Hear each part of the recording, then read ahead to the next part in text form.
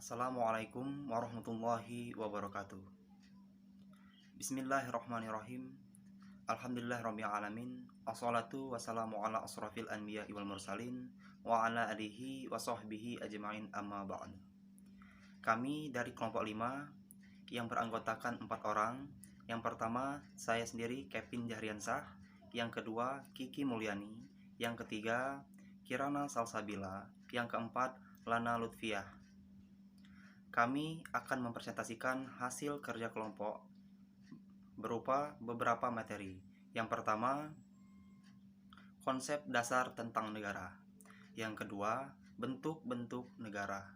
Yang ketiga, hubungan warga negara dengan negaranya.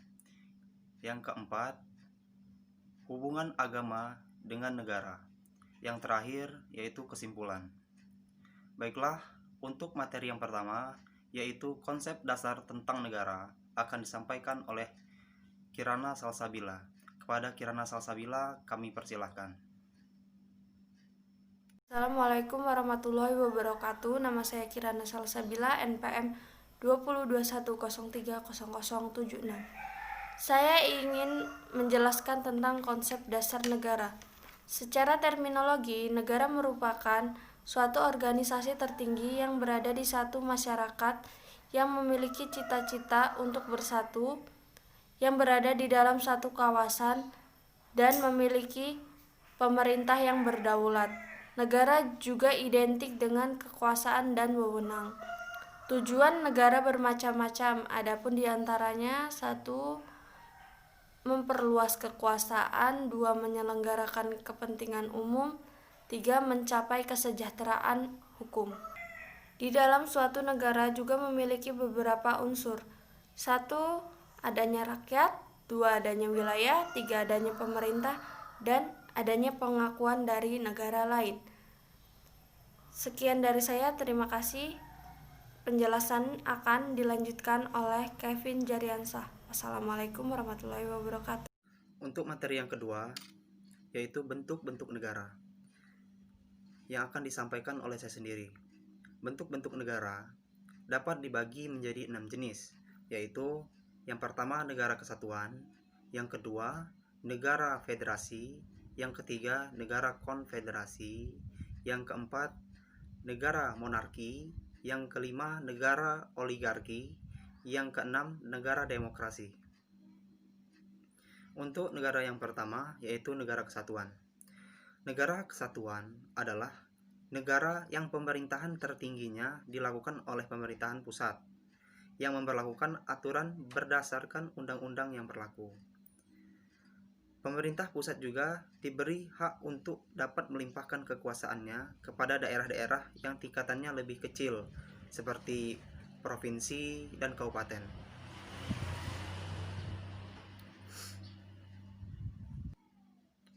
Contohnya seperti negara Indonesia, yang menganut sistem pemerintahan negara kesatuan.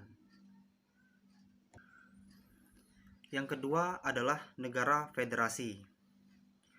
Negara federasi ini sangat cocok digunakan oleh negara yang memiliki kawasan yang sangat luas, sehingga dapat melaksanakan semua pemerintahannya secara menyeluruh.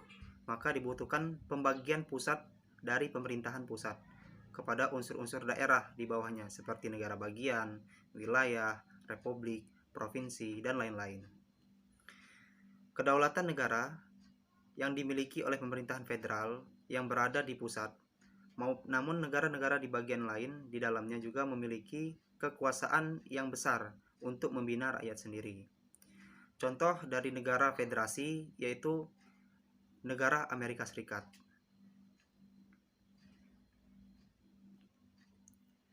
Yang ketiga adalah negara konfederasi.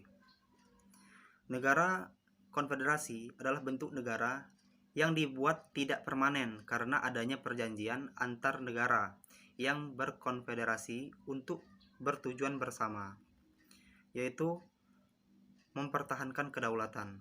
Urusan di dalam negara masing-masing tetap menjadi urusan masing-masing pihak, namun untuk urusan bersama dilakukan karena adanya perjanjian. Masalah yang ada di dalam negeri yang bergabung dengan sebuah konfederasi tidak boleh bersama dengan kepentingan bersama dalam negara-negara yang melakukan konfederasi. Contohnya seperti negara Malaysia dan Singapura. Dulu, negara Malaysia dan Singapura pernah menjalin kerjasama dan bergabung menjadi negara konfederasi. Karena adanya politik luar negeri yang terjadi di Indonesia masa pemerintahan Presiden Soekarno, maka negara Singapura dan Malaysia yang berkonfederasi, akhirnya kedua negara tersebut tidak lagi memakai sistem bentuk negara konfederasi karena terjadinya banyak sekali masalah-masalah yang terjadi di kedua negara tersebut. Yang keempat yaitu negara monarki. Negara monarki adalah bentuk negara yang pemerintahannya hanya dilakukan oleh satu orang saja. Hak dalam pemerintahan negara dalam hal ini dijalankan oleh satu orang yang ditunjuk tanpa ada hal lain yang bisa mengganggu-gugat. Yang kelima yaitu negara oligarki.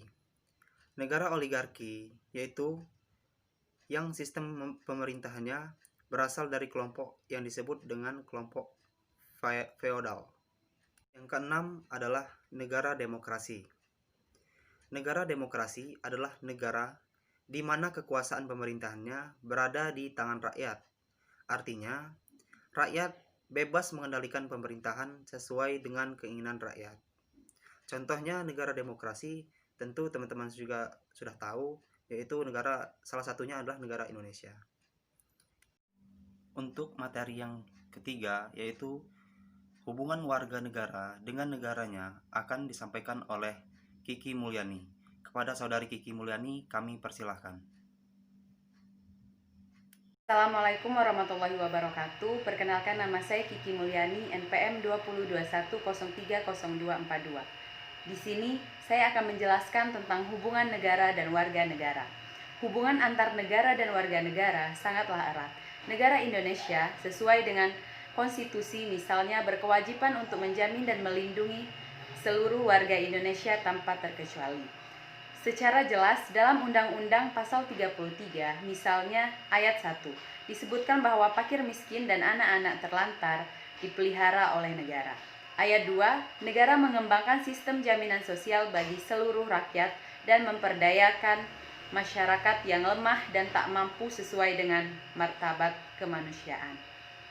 Negara bertanggung jawab atas penyediaan fasilitas layanan yang layak. Ayat 3. Terima kasih. Wassalamualaikum warahmatullahi wabarakatuh. Untuk materi yang keempat, yaitu hubungan agama dengan negara, akan disampaikan oleh Lana Lutfiah. Kepada saudari Lana Lutfiah, kami persilahkan. Hubungannya dengan negara karena Islam tidak mengatur kehidupan bernegara atau pemerintahan. 3.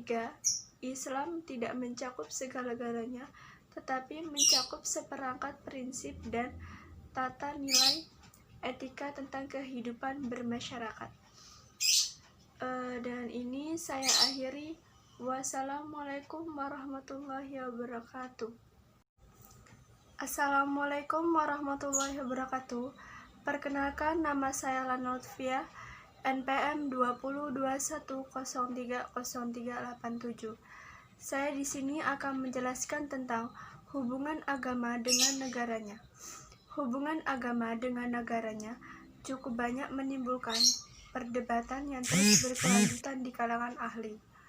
Negara pada hakikatnya merupakan suatu persekutuan hidup bersama sebagai penjelmaan sifat kodrati manusia sebagai makhluk individu dan makhluk sosial. Dengan demikian, negara memiliki sebab akibat langsung dengan manusia karena manusia adalah pendiri negara itu sendiri.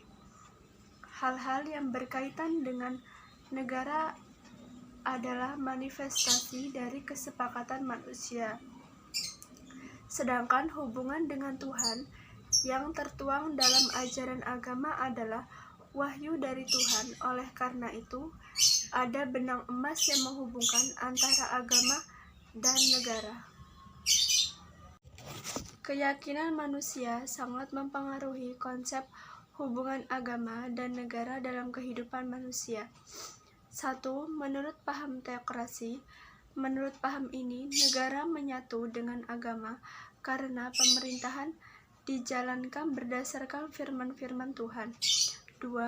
Menurut paham sekuler memisahkan dan membedakan antara agama dan negara. Dalam dasar negara sekuler tidak ada hubungan antara sistem kenegaraan dengan agama. 3. Menurut paham komunisme mendukung hakikat hubungan negara dan agama berdasarkan filosofis materialisme dialektis dan materialisme historis. 4. Menurut Islam, ada 3 aliran menurut Syadkholi. 1. Aliran yang menganggap bahwa Islam adalah agama yang paripurna yang mencakup segala-galanya. Oleh karena itu, agama tidak dapat dipisahkan. 4. Menurut Islam, ada 3 aliran menurut Syaizali. 1. Aliran yang menganggap bahwa Islam adalah agama yang paripurna yang mencakup segala-galanya. Oleh karena itu, agama tidak dapat dipisahkan. 2. Islam tidak ada hubungannya dengan negara karena Islam tidak mengatur kehidupan bernegara atau pemerintahan. 3. Islam tidak mencakup segala-galanya, tetapi mencakup seperangkat prinsip dan tata nilai etika tentang kehidupan bermasyarakat. Dan ini saya akhiri. Wassalamualaikum warahmatullahi wabarakatuh. Baiklah, selanjutnya yaitu kesimpulan dari materi yang telah disampaikan. Kesimpulannya adalah tidak akan ada negara tanpa warga negara. Warga negara merupakan unsur terpenting dalam hal terbentuknya negara. Warga negara dan negara merupakan satu kesatuan yang bisa dipisahkan. Keduanya saling berkaitan dan memiliki hak dan kewajiban masing-masing yang dapat berupa hubungan timbal balik. Warga negara mempunyai kewajiban untuk menjaga nama baik negara dan membelanya, sedangkan negara mempunyai kewajiban untuk memenuhi dan mensejahterakan kehidupan warga negaranya. Baiklah, sekian dari presentasi kami yang bisa kami sampaikan. Bila ada salah kata, perkataan maupun perbuatan, kami mohon maaf. Kepada Allah kami mohon ampun. Terima kasih. Wassalamualaikum warahmatullahi wabarakatuh.